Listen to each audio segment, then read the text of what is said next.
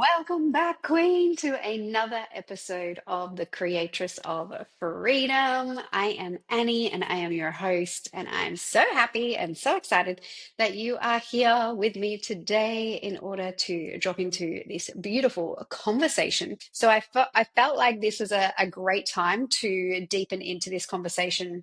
We just also had this exact same topic on our Evolve healing call as well.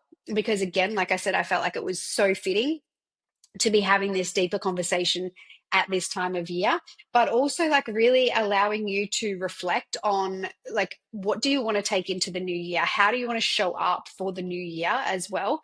And we can't change anything unless we have the awareness around it to start with. So, what is this topic? So, the topic that we're going to talk about today is boundaries. Oh, how does that feel in your body when you hear the word boundaries? I know when I brought it to the babes inside Evolve, there was there was what's the word? There was less excitement about it than there was at all. So I said to them, like, tell me when you hear the word boundaries, like, how does that land in your body? Like, how do you feel about that? And, there was really mixed responses. It was like, oh gosh, it sounds like a lot of hard work. And I feel like I struggle with this, like pretty much in every area of my life. I feel like I'm just a people pleaser. And, this is something that I'm constantly working on. And I feel like I upset a lot of people. And so I don't want to do it. Right. So I know that they are not alone. And I know that I 100% have also been on the same path and the same journey as well. And I know that if you're listening to this episode, there's a reason why you tuned in, right? Like divine timing. You obviously needed to hear this message today. So how do you feel about boundaries? Like, I want you just to take a moment just to reflect on that. Like, how do you actually feel about boundaries? Do you feel like there's resistance to it? Do you feel like it feels icky? Is there like contraction in your body when you think about that word and you think about boundaries? I know for me, boundaries has been an ongoing thing, and I think it will forever be an ongoing thing in this human experience that we are having because we are imperfect and we are constantly reevaluating our standards and our expectations. And so, as a result of that, this is going to potentially give us the opportunity to keep refining, right? To keep refining what those boundaries look like and keep setting those new standards. And so, when we talk about boundaries, right, I want to share with you a little bit of my reflection and what I believe boundaries are. And I truly believe that boundaries are about you, not the other person. But sometimes we make it about the other person. And that's why it's so hard to set the boundary, because usually it hurts the other person. Usually they get defensive. Usually they kind of attack your character, and they're like, they say things that are mean and untrue.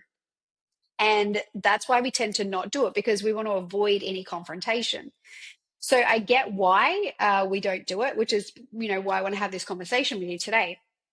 But really, what a boundary does is it protects your space and your energy, right? It gives you the space in order to be able to protect the energy that you have.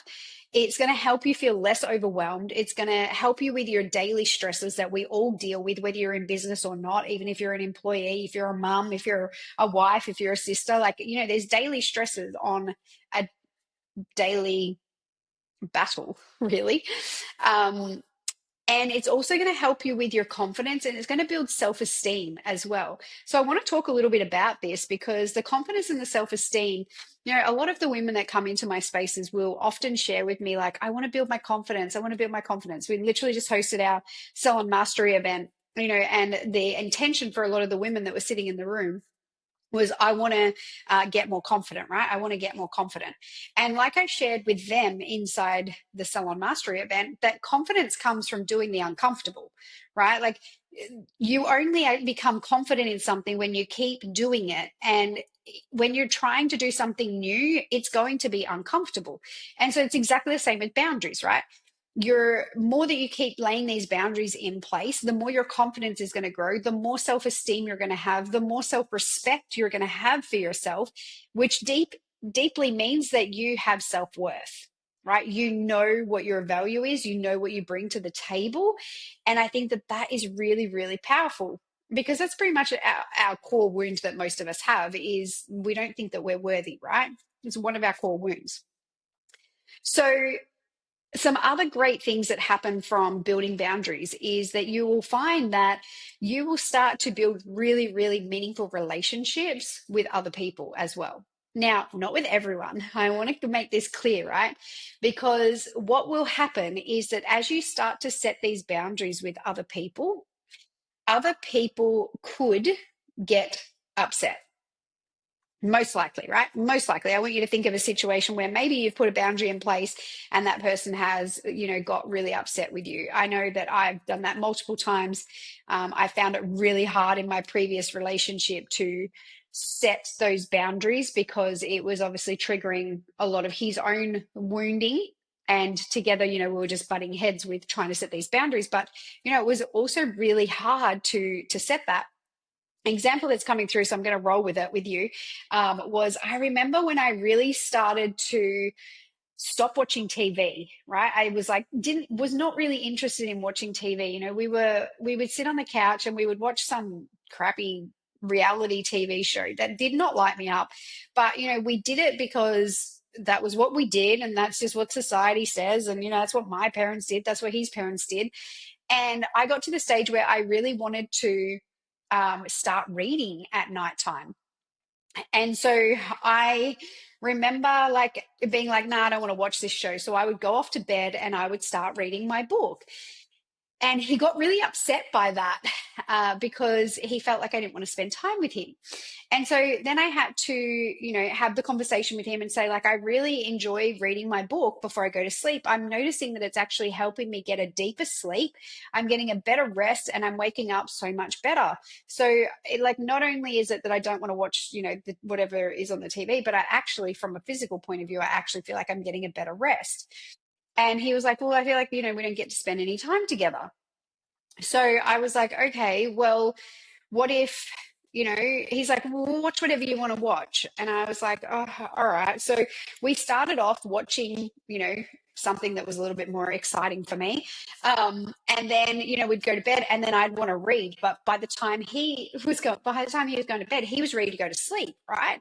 And so then I would start reading. And then this became an issue in our relationship, because he's like, when I go to bed, I want to go to bed. Like, I don't want you to keep reading and have the light on, because then I can't sleep. And so I remember having this conversation with my mentor at the time, because I was like, I feel like I'm damned if I do and damned if I don't. It's like, was like, okay, well, I'll go to bed early so that I can read. And, then when he comes to bed, we can lights down and go to sleep.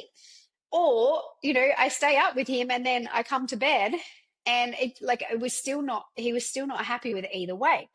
But really what it was testing. Now that I look back, it was really testing my boundary in how I was willing to keep maintaining this boundary, right? So he would come to bed and he would be like, yeah, I'm ready to go to sleep. I don't how long are you going to be up for? And I'm like, I don't know, as long as I want to be up for, I don't know. And he'd be like, this is not working, And I'm like, okay, right. And I remember getting some support from my mentor, because I was like, this is actually really important to me. Like, going to bed and I was reading, and then I started journaling, and then I started pulling oracle cards. And so I started to build this new nighttime routine that I'd never had before. This was pretty much in the start of my big spiritual awakening, I would say. And I look back now and I'm like, oh, I can see that scared him, right? But he didn't have the awareness around why it scared him.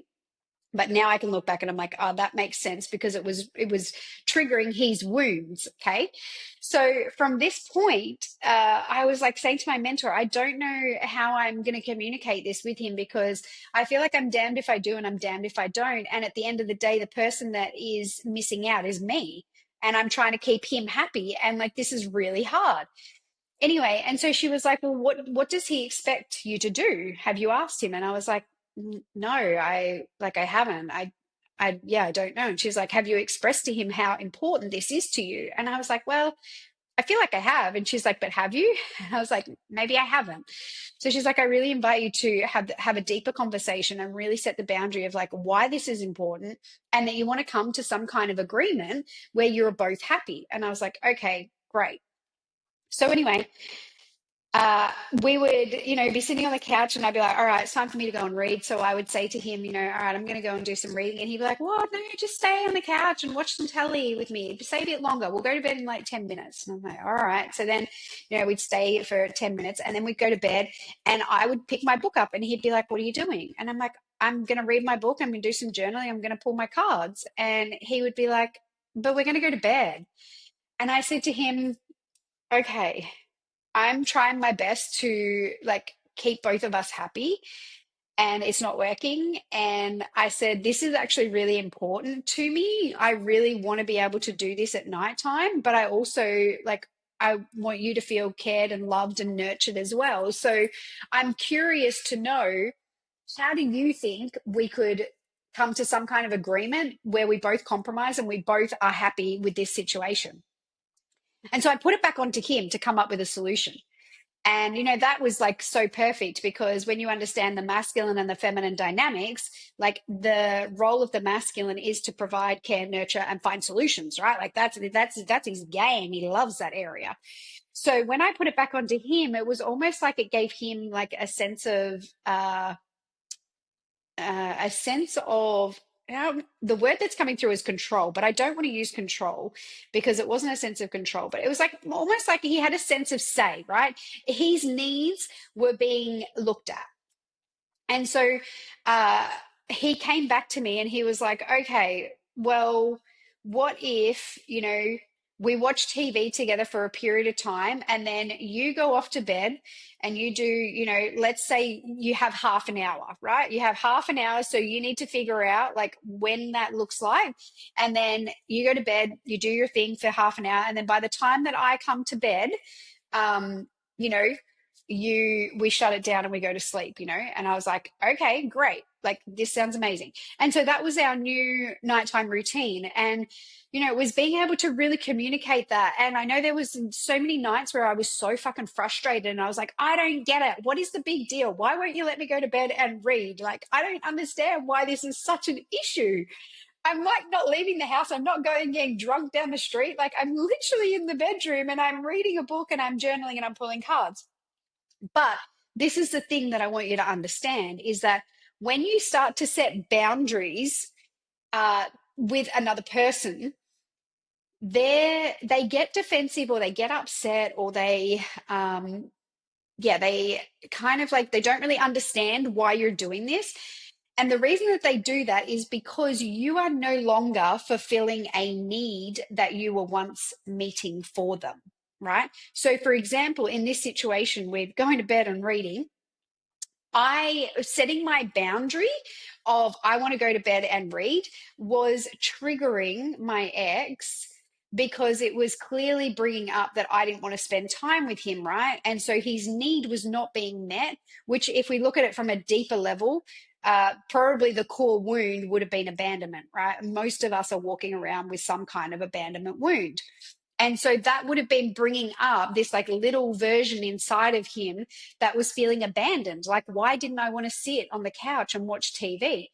And I can only see the clarity of this now because of the amount of work that I've done and the amount of research and the amount of education and the amount of psychology that I've learned and understood, that I can now hold compassion, because now I see a little boy sitting on the couch that's getting upset because all of a sudden I'm not fulfilling any need that he once was getting met from me, versus this grown ass man that is getting upset that I'm going to bed and reading, and I'm getting frustrated thinking I don't understand what the big deal is, right? So when you start to understand the dynamics and you start to understand that we all have trauma at some degree, that you can learn to hold a little bit more compassion for the other person. And so that's why setting boundaries is so hard, because you essentially are saying to that other person that you're no longer available in a way that you used to be. And that can be really triggering for someone that is not healing, for someone that is not conscious, for someone that's not on this kind of path. So when you learn and you understand that the other person's feelings are not your responsibility, the only thing that you can control is the way that you react. That's it. That I think helps you be able to set these boundaries, right? So I wanted to emphasize that this is why the other person gets upset. But what happens is that other person tends to get upset. They tend to uh, have a crack at your character, and they pick on you, or they tear you apart. And it's not fair. They say that you're changing and that you're mean, and you used to be fun, and they say all of these things to you, but it's got nothing to do with you, and it's got everything to do with them, and they are feeling really hurt by this new boundary that you're setting in place, and they don't know where they fit in this new season that you're stepping into. It also mirrors to them as well the lack of boundaries that they have, because I promise you that if you are having this type of conversation with someone who is here on a healing journey, that understands that boundaries are actually a really important part, that conversation would look very different to having that conversation with someone that is not on a healing journey, right? So I also, want to make sure that you're aware of that too, that if you are having these conversations, that it doesn't mean that they're all going to look exactly the same. It really depends on the other person that you're having these conversations with. Because I know, I've had girlfriends say to me, that they aren't able to do something, or, that they're not able to hold space for my emotional dumping, that I just randomly rang and been like, hey, how are you? And then next minute I'm like, blah, blah, blah, blah, blah, blah, blah, blah. And I just emotional dumped on them, and they didn't actually have the space to be able to hold that. And that can build resentment in relationships and in friendships. So we were able to have a conversation about like, hey, I want to be there for you, and I want to be able to support you, and I really want to be present for you.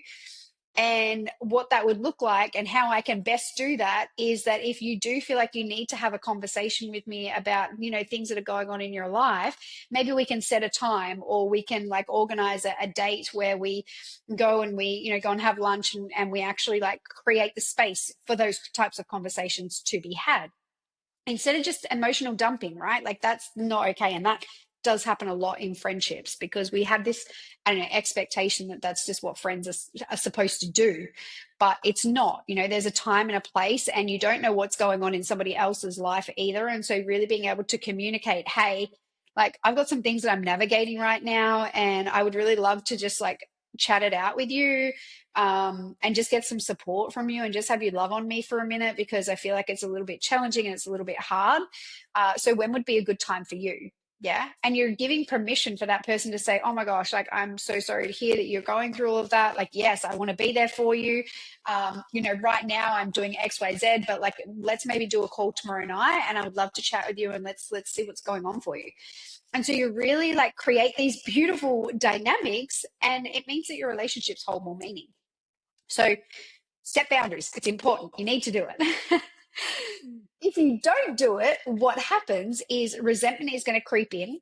Your tempers are going to flare. And then the most important one here that I want you to really take in and take on board is that diseases are going to manifest within the body, because the body keeps score, right? The body keeps score. So when you have resentment, and you have fear, and you have shame, and you have guilt, and all of those lower end frequency emotional frequencies, that manifests in the body. So you might get shoulder pain, you might get severe neck pain, you might find your lower back starts to ache, you might find that you have pain in your ankle, you might find that your periods and your cycles are completely way off, like they've never been like that. Your body is going to start to talk to you, and it's doing that because it's showing you that something is out of alignment, right? Our body talks to us and shows us physical symptoms, but because we're in such a busy world, and we don't create enough time and space to go, hey, how do I feel right now? We create these issues in our body where we choose to ignore them, and then they keep manifesting and get bigger and bigger and bigger. And this is how cancer happens. This is how bigger disease happens within the body, because we choose to ignore them. So let's be the generational pattern breakers where that doesn't happen, and we actually start to listen to our body, and we start to set boundaries with ourselves and with other people and with our clients within our business, because setting boundaries is really, really important. And it's a key to living a really healthy and successful life at the end of the day. So, I want to shift into another little area that I think is really important is like, how do you actually know if you have clear boundaries or not, right? So, I want to share with you three pointers in how you might discover whether you are someone that does not have clear boundaries, right? So, the first one is that you are a person that cringes at the word no. So, when someone says to you, no, I can't do that, are you like, ugh? Or even are you a person that cringes at it when you say it yourself? You're like, no, I'm not available to do that. And then you're like, ugh, that feels icky, right? So if you're someone that, feels that way, this is probably a pretty clear sign that you don't have clear boundaries. Number two is that you feel guilt, shame, and fear, or any other lower frequency emotions as well, when you put your own needs in front of what other people want or somebody else needs, right? This one I feel is probably my biggest one, is not putting the boundary in place, but then also feeling the guilt that comes up with it, like, oh, like, I hope that that's okay, because we want everyone to like us at the end of the day, right? And sometimes having someone be defensive about a boundary that we've set makes us feel like, oh, maybe they don't like us now. And if they don't like you because you set a boundary, then is that even the type of friend that you want to have in your life, honestly? Because I know that the type of friends that I want to have in my life, I want to be able to have those boundaries, and I want them to have those boundaries with me as well. It's not just a one-way street. I want them to be able to say, nah, I'm not available to do that. Or, hey, look, lately I've noticed that this is what's been happening and this is what's been happening and this is not feeling good for me. Are we able to change those things? Like, I want to be able to have those types of deep, meaningful relationships. And then the third one is that you never or rarely ask, what do I want? Now, this one is such a game changer, because I remember I had a girlfriend come and stay with me in Queensland. When I first moved to Queensland, I really was like deep in my spiritual awakening. Like, it was huge, actually. And I remember saying to this chick, to my friend, my beautiful dear sister, uh, we got up in the morning, and I have really beautiful slow mornings. And we make a cacao and we sit on the balcony and we chat and we talk, and I could see how uncomfortable she was. And I said to her, like, what's the matter? And she's like, I've just, like, I feel like I've got to make my bed, and I've got to get dressed, and like, I've got to have a shower, and I've got to get stuff done. And I'm like, says who?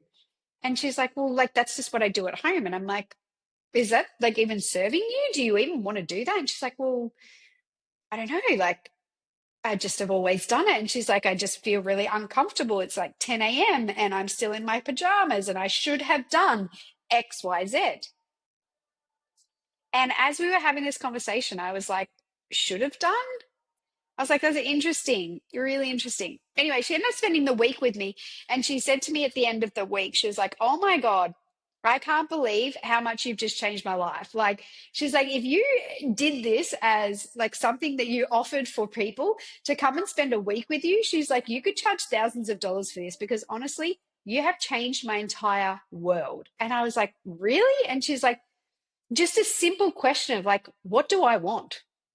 And this is a question that I fucking live by all of the time. Like, right now, I'm in this deep, deep fucking unveiling, unfolding, letting go, shedding. Like, oh gosh, I feel like a snake that's like letting go of all of this skin that's just not serving me anymore, as I'm like stepping into the next version, right?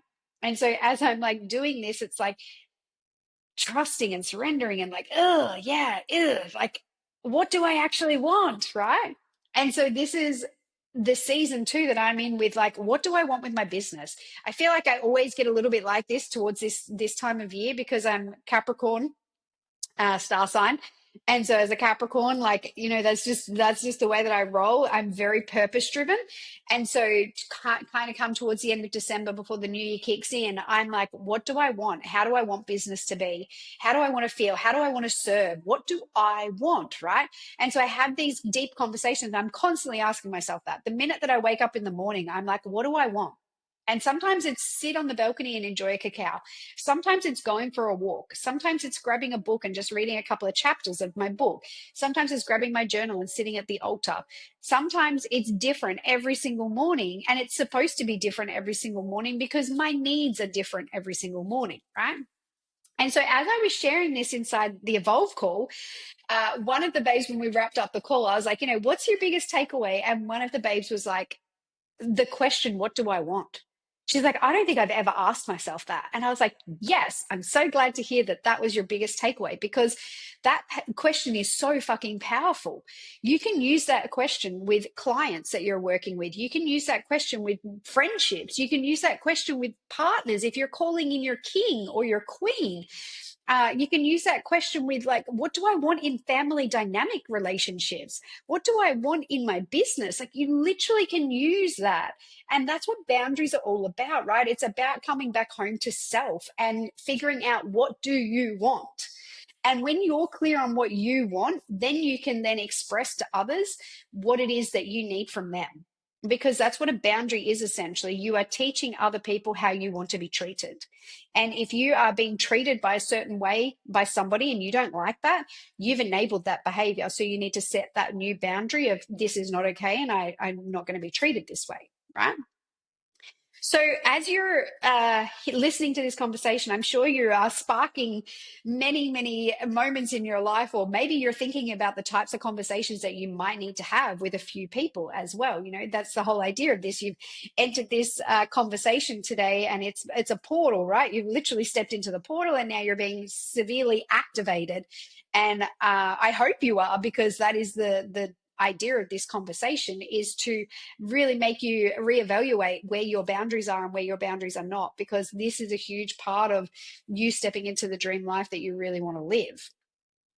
But when it comes to setting boundaries, I want to remind you that this is a skill that you are learning. So please be gentle, and please hold a lot of compassion for yourself as you're learning to navigate what boundaries look like, as you're learning to navigate how to communicate those boundaries, as you're learning to navigate how other people respond to you.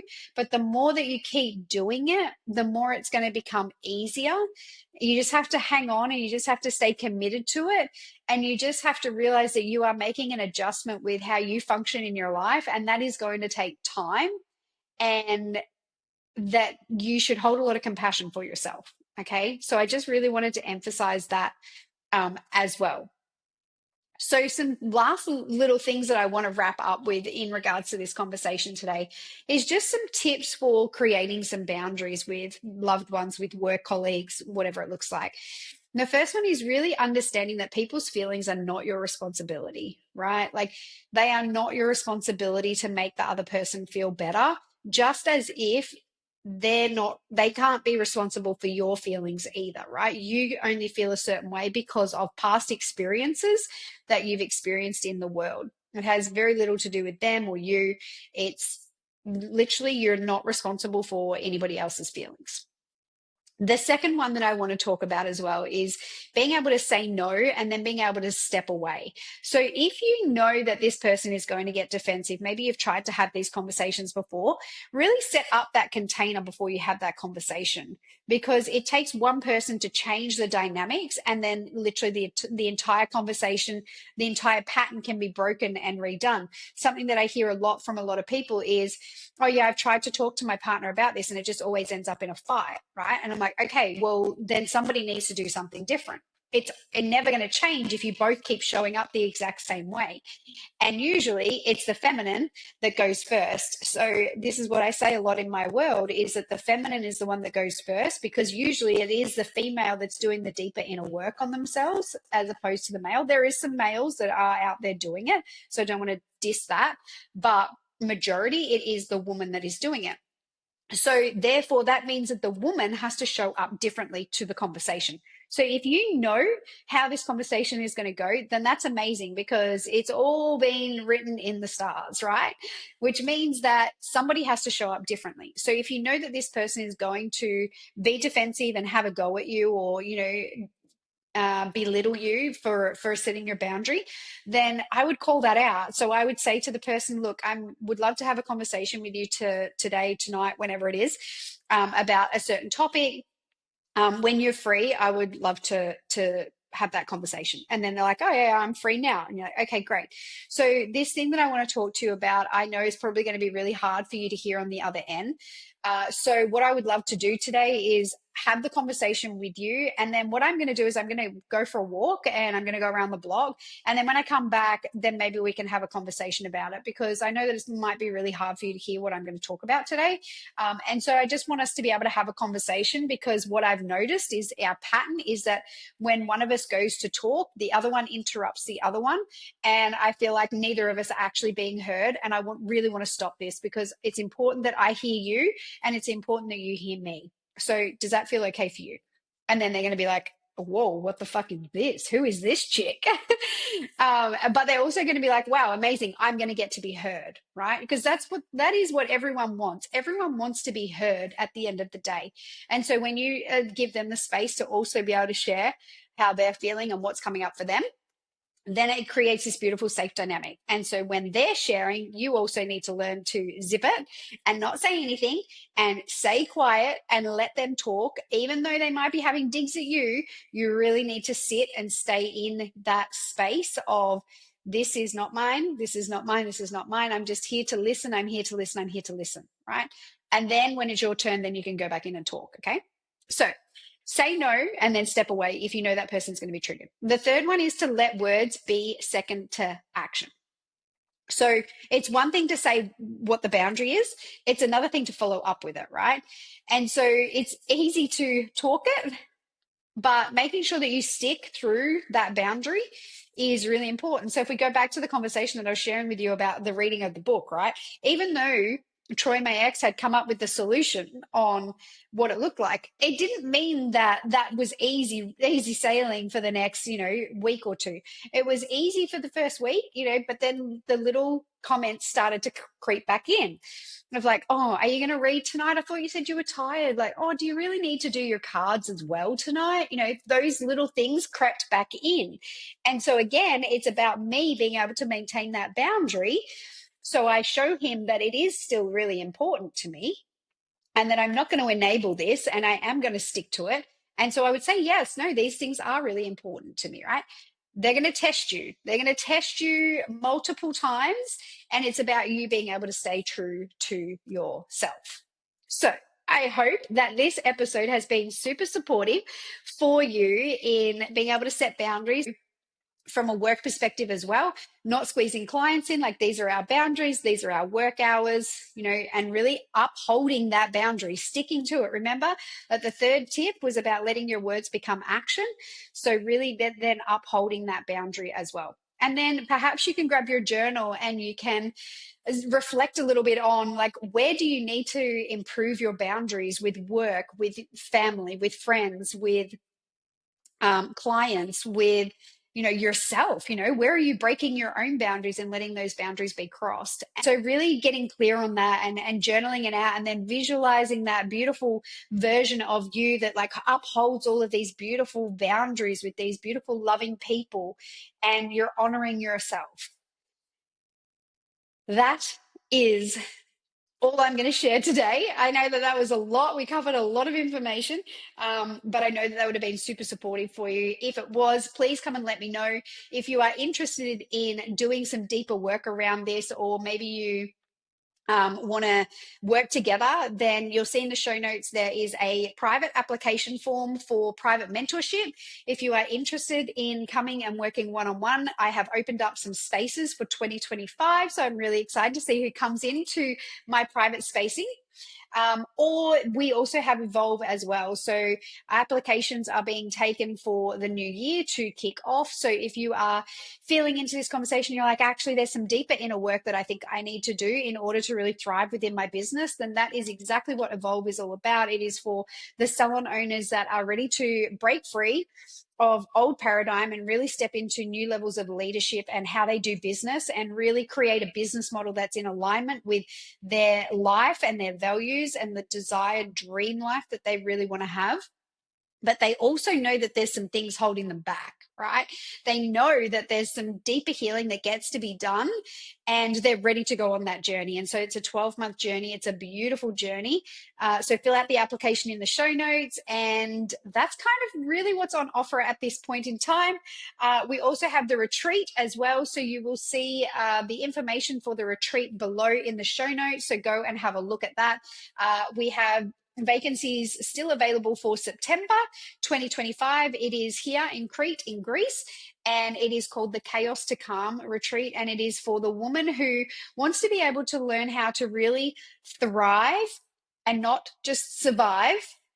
And this is a retreat that, while yes, you're coming to Greece and you are having those most magical and incredible time here in the Mediterranean seas and eating the beautiful food, it's really a retreat where you get to go home with a whole heap of tools in order to allow you the time and space to create the calm amongst the chaos, right? We're never going to stop the chaos, but we can learn how to find the calm amongst it.